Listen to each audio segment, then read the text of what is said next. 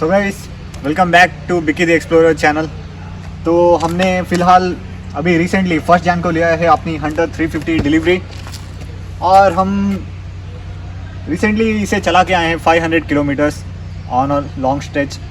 250 kilometre जाना और 250 आना, 500 किलोमीटर्स।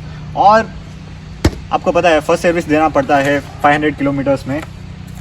फ़िलहाल मैं आपको बताने वाला हूँ इसकी प्रोस और कॉन्स। 500 किलोमीटर चलाने के बाद मुझे कैसा फ़ील हुआ, क्या इसकी प्रोस है कॉन्स है, तो आपको वीडियो में समझाऊंगा। तो वैसे अभी आपको मैं दिखा देता हूँ हमने कितने किलोमीटर्स चलाए हैं। देखिए 595.4 किलोमीटर्स, तो लगभग हमने 540 किलोमीटर्स लॉन्ग ड्राइव पे चलाए हैं और 50 किलोमीटर शोरूम से घर लेके आते टेंपल आते जाते में हो गया था पूरा। सो स्टार्ट करते हैं कॉन से। सबसे पहला कॉन क्या है इसका, वो है हेडलाइट लैम्प। तो ये एलईडी नहीं दिया है उन लोगों ने हंटर के साथ, हमें दिया है हैलोजन बल्ब लैम्प, और ये बहुत गंदा थ्रो करता है। जिस जगह हम राइड करने गए थे आंध्र प्रदेश पे, उधर बहुत फॉग था और लिटरली मुझे इस हैलोजन लाइट से उतना हेल्प नहीं मिला। मुझे आगे का रास्ता दिख ही नहीं रहा था फॉग में, है क्या किधर जाना है करके। तो इसका आई होप रॉयल एनफील्ड आगे जाके हंटर में एलईडी ऑप्शन दे दे। सेकेंड कॉन है आके इसका रियर सीट, जो ही आप देख सकते हो बहुत छोटा है पीछे का सीट, और पिलियन के लिए बहुत अनकंफर्टेबल है।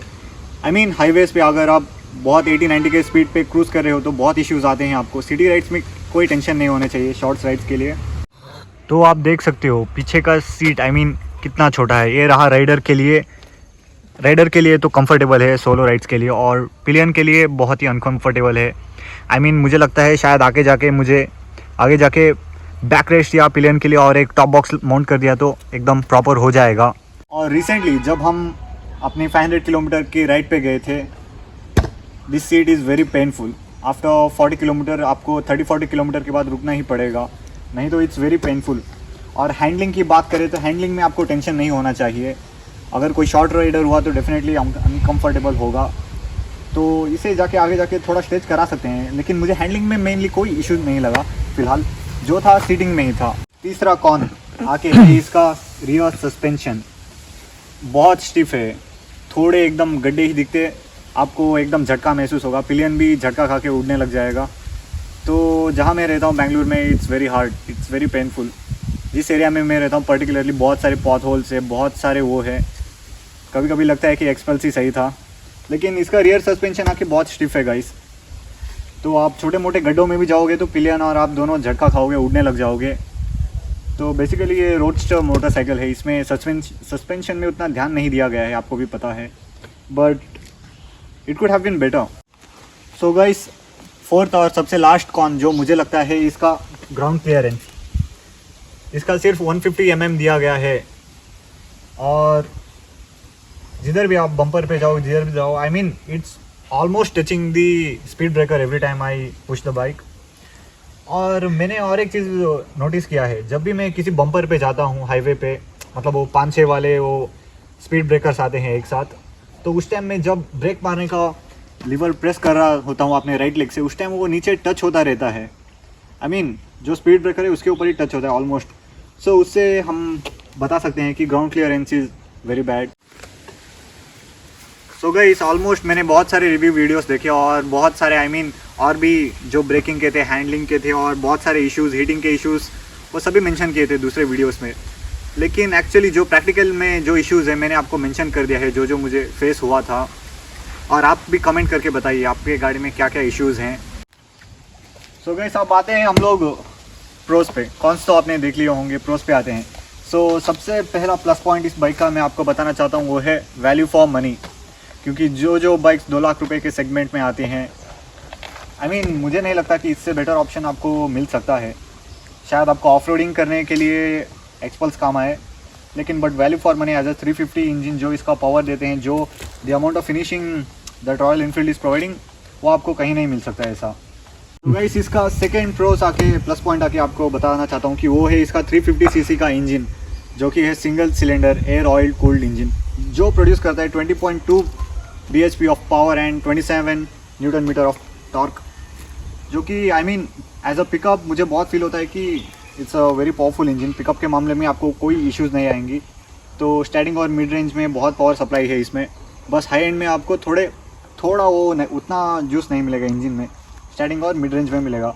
जो इसका 350 सीसी का इंजन बेस्ड है जे सीरीज़ प्लेटफॉर्म में, जो कि यहीं सेम 350 सीसी इंजन आपको पता है क्लासिक 350 में और मीडिया 350 में यूज़ किया गया है। तो ऑलमोस्ट सभी रॉयल एनफील्ड की 350 सीसी इंजन में सेम इंजन यूज़ किया गया है सभी में, जो भी बेस्ट है जे सीरीज़ इंजन प्लेटफॉर्म पे, and it's known for its reliability. So guys, इसके नेक्स्ट प्रोज में आता है, इसके आपको एक फ़ायदा है कि इस टॉप एंड मॉडल में आपको ड्यूल चैनल ABS मिलेगा। ड्यूल चैनल ABS में आपको ब्रेकिंग की कोई इश्यूज़ नहीं होती। आपको पता है हाईवेज़ पे एकदम क्रूज़ कर रहे हो, आपको इंजन ब्रेक लगाना है इमरजेंसी के लिए, तो उस टाइम आपको ड्यूल चैनल ABS बहुत काम आता है। So guys, specially in the top and model आपको पता है स्पोक व्हील नहीं मिलते, रिम वाले व्हील्स मिलते हैं, जिसके साथ हमें मिलता है ट्यूबलेस टायर्स।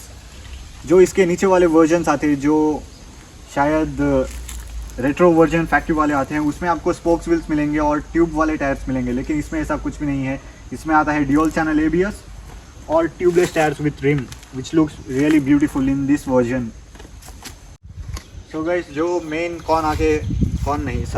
प्रोज आके हंटर 350 लोग लेते क्यों हैं, वो है इसका रॉयल फील और रॉयल एग्जॉस्ट नोट। आपको पता है सेम इसमें 350 का इंजन यूज़ हुआ है, और जो आपको फील आता है जो क्लासिक और मीडियर में आप एकदम बेसी साउंड, वो भी इसमें सेम ही आता है। एक बार आपको प्ले करके सुनाते हैं।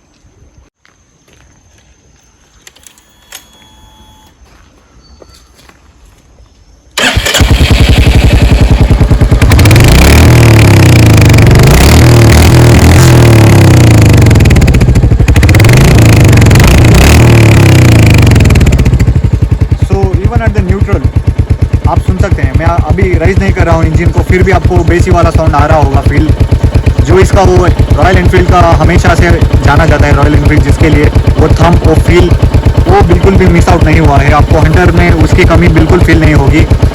सो गाइस, ये रहा हमारा रॉयल एनफील्ड 350 रिबल वर्जन का रिव्यू। आपको कमेंट में बताइए, मतलब आपको इश्यूज़ क्या क्या आ रही हैं। तो रिसेंटली मैंने अभी गाड़ी जस्ट न्यू ईयर में लिया है 4 दिन पहले।